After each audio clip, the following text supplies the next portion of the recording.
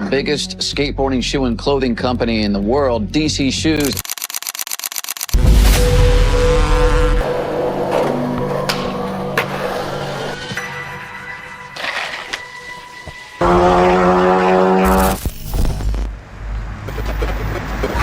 Quando as pessoas pensam na DC, elas lembram dos tênis gigantes, dos vídeos lendários e de alguns dos maiores nomes da história dos esportes radicais. Mas por trás desse sucesso, existe uma história de apostas arriscadas, processos judiciais, decisões corporativas e uma queda que poucos imaginavam. Essa é a história da DC Shoes.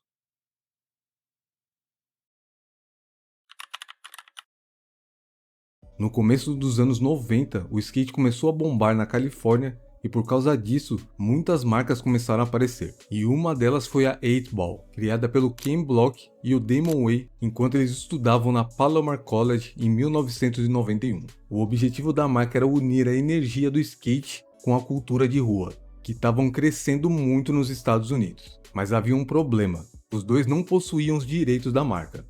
Quando a marca começou a ganhar atenção, eles descobriram que o nome já pertencia a outra empresa e foram obrigados a abandonar o projeto. Para muita gente aquilo teria sido o fim, mas o Ken Block e o Damon Way decidiram tentar novamente. Nos anos seguintes, eles criaram diversos projetos até chegarem a uma marca nova focada em calças chamada Drawers em 1994, que posteriormente foi expandida para roupas em geral e passou a se chamar Drawers Clothing, ou DC abreviando. Desta vez as coisas começaram a dar certo, e parte desse sucesso veio por causa de uma conexão muito importante. O Damon era irmão do Danny Way, um dos skatistas mais talentosos da sua geração. Com o Danny representando a marca, a Drawers ganhou credibilidade instantânea dentro da cena. O que começou com uma pequena empresa de roupas logo chamou a atenção de um mercado muito maior. Ken e Damon perceberam que existia uma oportunidade que quase ninguém estava explorando. Naquela época, a maioria dos tênis de skate era simples, básico e pouco durável, e eles acreditavam que poderiam fazer algo muito melhor. Foi assim que nasceu a DC Shoes, uma marca criada para desenvolver tênis mais resistentes, mais tecnológicos e preparados para a evolução do skate moderno. This is my very first professional shoe with DC Shoes. Now, it seems incredibly plain and simple, but 15 years ago, this was like pushing the boundaries of athletic design. E essa aposta deu muito certo. Em seu primeiro ano, a DC ultrapassou $1,5 milhão de dólares em vendas, um número impressionante para uma empresa independente. A DC estava criando modelos com melhores materiais, designs inovadores e que se encaixavam melhor no rumo que o skate estava tomando. Mas enquanto a marca crescia rapidamente, uma série de processos judiciais ameaçava destruir tudo muito antes da marca chegar ao topo. O primeiro problema envolvia o próprio logo da marca. O design apresentava um C dentro da letra D e não demorou muito para que a Champion alegasse que o logotipo era parecido demais com o seu. Para uma empresa ainda jovem, enfrentar uma gigante da indústria nos tribunais não parecia uma boa ideia. Em vez de lutar, Ken e Damon decidiram redesenhar completamente a identidade da marca. Foi então que surgiu um novo logo com as letras sobrepostas e uma estrela de 5 pontas. Mas a mudança não resolveu tudo. Pouco tempo depois, a Converse também entrou na disputa, pois eles tinham o direito da estrela de 5 pontas. Mais uma vez a DC foi obrigada a fazer alterações no logo. A estrela de 5 pontas foi substituída por uma de 7, criando o logo que acabaria se tornando um dos símbolos mais reconhecidos da história do skate. E quando parecia que os problemas haviam terminado, surgiu um adversário ainda maior, a DC Comics. Eles queriam levar a marca aos tribunais por utilizar as iniciais DC. Mas dessa vez a história teve um final diferente. Durante o processo, a DC Comics não conseguiu provar que possuía os direitos exclusivos sobre as letras DC. A decisão acabou favorecendo a marca de skate, que manteve seu nome e saiu da disputa mais forte do que entrou. Para uma empresa tão jovem, aquela sequência de processos poderia ter colocado em dúvida o futuro do negócio, mas fizeram exatamente o contrário. Sem os problemas jurídicos, a DC começou a focar no que realmente importava: construir sua presença na cena do skate. Uma curiosidade pouco conhecida é que os primeiros tênis da DC nem eram produzidos pela própria marca. Nos primeiros anos, a fabricação foi realizada pela Vans e a Etnies, duas marcas que já estavam estabelecidas na cena. Era uma solução bem prática para quem estava dando seus primeiros passos, mas tinha ambições muito maiores. Ao mesmo tempo, a DC começava a montar uma equipe que ajudaria a definir sua identidade. Além da qualidade dos produtos, a DC também chamava atenção pelo seu marketing. Seus comerciais eram muito criativos e a estratégia ajudou a diferenciar a marca de muitos concorrentes da época. Em vez de apenas patrocinar skatistas, a DC transformava eles na parte central da sua identidade. E aquele era apenas o começo. Com Danny Way e Colin McKay liderando o time, a DC começou a atrair cada vez mais talentos. Conforme a marca crescia, novos skatistas passaram a fazer parte do time, transformando a marca em uma das equipes mais fortes da cena. E essa era uma das maiores vantagens da DC. A marca não dependia apenas de um grande nome. Nos anos seguintes, nomes como Josh Kalis, Steve Williams, Rob Dyrdek e Brian Wenning ajudaram a elevar ainda mais o prestígio da marca.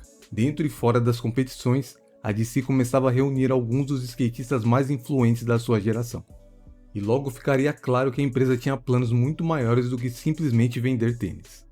Em 2003, a DC deu um passo muito importante para sua ascensão. Naquele ano, a marca lançou o The DC Video. Produzido durante o seu auge, o vídeo reunia alguns dos maiores nomes do skate daquele período e rapidamente se tornou uma das produções mais lembradas dos anos 2000. Mais do que uma simples ferramenta de marketing, o vídeo serviu como uma demonstração de força que a DC havia construído ao longo da década anterior. A marca não patrocinava só alguns skatistas, ela possuía um dos times mais fortes da cena, e isso ficava evidente em cada parte do vídeo.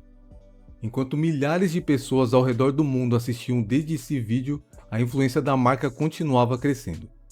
A DC já era uma das marcas mais influentes do mundo e é justamente nesse período que vem um fato interessante. Em 2003, o Jamie Thomas saiu da Circa e decidiu criar sua própria marca de tênis, a Fallen Footwear. A DC fabricou e distribuiu os tênis da Fallen por muitos anos, mas em 2016 a marca foi obrigada a fechar as portas por causa de uma dívida de mais de $1 milhão.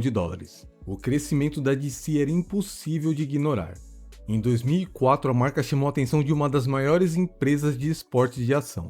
Naquele ano, a DC Shoes foi adquirida pela Quicksilver por cerca de $87 milhões. Na época, a aquisição parecia uma vitória para todos os envolvidos. A DC ganhava acesso a mais recursos, mais distribuição e a oportunidade de expandir sua presença ao redor do mundo. E por algum tempo foi exatamente isso que aconteceu, pois mesmo após a venda, o Ken Block continuava envolvido com a marca. Mas anos depois, aquela decisão acabaria tendo consequências que poucos poderiam prever. Porém, muito antes desses problemas, a marca viveria alguns dos melhores momentos da sua história. A DC desde o início sempre investiu muito no crescimento do skate e ainda nos anos 2000 eles investiram em um projeto que muitos skatistas nunca mais esqueceriam. Em 2005 a DC participou da criação de um projeto que ajudaria a popularizar um conceito ainda relativamente novo na época, os Skate Plazas. Esse projeto foi feito na cidade de Kettering, em Ohio, e para mostrar o resultado do projeto, a DC lançou o vídeo Groundbreaking, que foi filmado durante a inauguração da pista. Para muita gente ele foi muito mais do que apenas um vídeo promocional. Foi o primeiro contato com o tipo de pista que acabaria influenciando skateparks ao redor do mundo nos anos seguintes. E mais uma vez a DC mostrava que a sua ambição ia muito além de vender tênis. A marca queria ajudar a moldar o futuro do skate. Embora Danny Way e Colin McKay tivessem ajudado a construir os alicerces da marca, o Rob Dyrdek se tornou uma peça fundamental na expansão da DC além do skate. Ao longo dos anos 2000, ele se transformou em um dos skatistas mais importantes do time, lançando diversos tênis e se tornando o rosto da marca. Mas a sua influência ia muito além das manobras. Enquanto muitos skatistas eram conhecidos apenas dentro da cena, o Rob começava a alcançar um público muito maior, primeiro através de vídeos e depois através da TV. Em 2006, o Rob estreou um reality show com seu melhor amigo e segurança, Big Black, após um trecho deles no The DC Video ter feito muito sucesso. Anos depois, o Rob voltaria às telas com Fantasy Factory e posteriormente o Ridiculousness. E durante esse período na TV, o Rob aparecia constantemente usando roupas da DC. Foi uma exposição absurda para a marca e ainda estima-se que as vendas dobraram durante esse período. Mas a partir do final dos anos 2000, o Rob já não era mais o único expandindo a DC para novos horizontes. Ken Block era um dos fundadores da DC e mesmo após a venda ele ainda mantinha relações com a marca. Apaixonado por automobilismo, Ken iniciou sua carreira no rally e rapidamente se tornou um dos pilotos mais conhecidos do esporte. Para DC aquilo representava uma oportunidade única, pois era a primeira vez que eles estavam sendo associados a outro esporte. Mas o verdadeiro impacto veio em 2008. Naquele ano, Ken lançou seu primeiro vídeo da série Gincana. Misturando drift, precisão, obstáculos e manobras impressionantes, os vídeos rapidamente se tornaram um fenômeno na internet.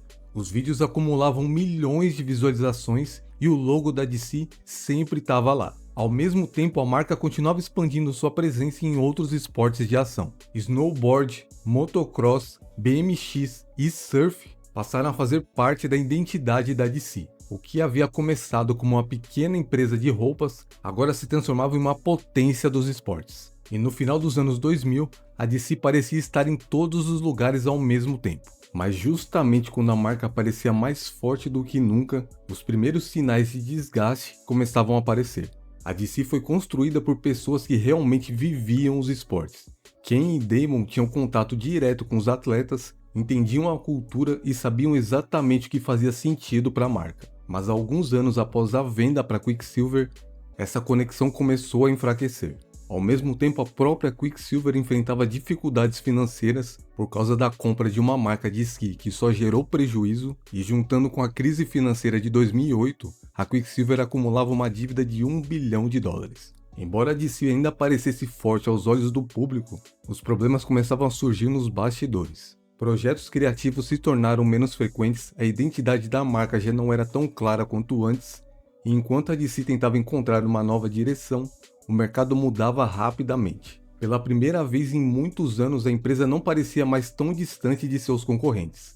E foi justamente nesse cenário que a DC decidiu apostar em uma grande reformulação. Em 2011, a DC iniciou uma nova fase da sua história. A marca acreditava que precisava se adaptar a um mercado que estava mudando muito rápido. Novos produtos, novas campanhas e uma nova direção criativa passaram a fazer parte da estratégia. Ao mesmo tempo, a marca montou um time pesado, com Chris Cole, Nyjah Huston, Mike Mo Capaldi e outros grandes nomes passaram a representar essa nova fase da marca. No papel, tudo parecia promissor, a DC ainda possuía alguns dos melhores atletas do mundo. Continuava recebendo exposição através dos programas do Rob Dyrdek, do Gincana do Ken Block e de diversos outros projetos que mantinham a marca em evidência. Com alguns ajustes, parecia possível que a marca recuperasse a posição que havia ocupado durante os anos 2000. Mas tinha um problema. Enquanto a DC tentava se reinventar, seus concorrentes estavam se fortalecendo. Por muitos anos, o mercado de tênis de skate foi dominado por marcas criadas por skatistas. Só que agora a situação era diferente. Com orçamentos praticamente limitados, marcas como Nike e Adidas começaram a contratar alguns dos maiores nomes do skate e começaram a investir pesado em tecnologia, marketing e desenvolvimento de tênis para skate. Pela primeira vez, a DC não estava competindo apenas com outras marcas de skate, ela estava competindo com algumas das maiores empresas do mundo. Embora a reformulação tenha gerado expectativas, os resultados ficaram muito abaixo do esperado. A partir de 2010, a DC teve dificuldade para lançar modelos que alcançassem o mesmo sucesso nos seus tênis clássicos. Enquanto os tênis da Nike e Adidas ficavam cada vez mais populares, a DC lutava para encontrar uma nova identidade. Mas os tempos que a marca definia tendências pareciam cada vez mais distantes. Para piorar, a DC também começou a perder alguns dos seus principais atletas. Aos poucos, o time que havia ajudado a construir a reputação da marca começava a mudar. E sem grandes lançamentos, sem projetos impactantes, a influência da DC começava a diminuir. Em 2016, a DC foi comprada pela Oak Tree Capital, devido à falência da Quicksilver. Eles tentaram fazer uma nova reformulação trazendo Damon Wayne de volta e contratando skatistas como o Thiago Lemos. Porém, até hoje a marca não conseguiu recuperar seus tempos de glória. No fim das contas, a queda da DC não aconteceu por causa de um único erro. Foi o resultado de várias mudanças acontecendo ao mesmo tempo. A venda da Quicksilver, as dificuldades financeiras da empresa, o crescimento de gigantes como Nike e Adidas, o fracasso de algumas tentativas de reformulação e a perda gradual da identidade que havia transformado a marca em uma potência dos esportes. Mas mesmo longe do auge, a influência da DC continua impossível de ignorar. Afinal, poucas marcas deixaram um legado tão forte no skate. Seus vídeos inspiraram uma geração inteira, o time ajudou a redefinir o que era possível sobre um skate e vários modelos de tênis se tornaram icônicos. Para muita gente, a DC não era apenas uma marca de skate, era um estilo de vida.